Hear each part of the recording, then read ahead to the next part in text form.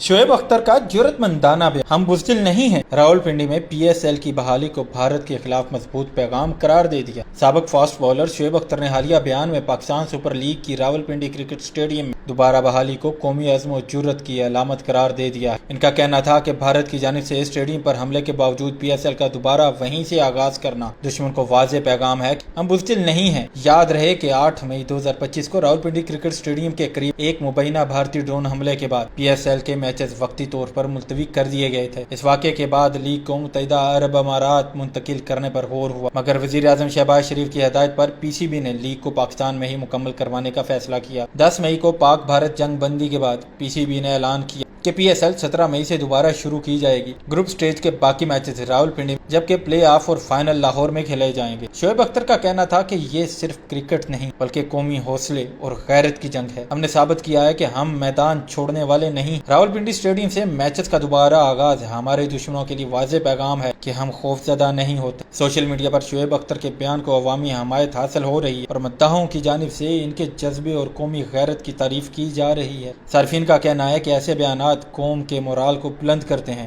और क्रिकेट के मैदान को महज खेल का नहीं बल्कि कौमी वकार का इस्तारा बना देते हैं।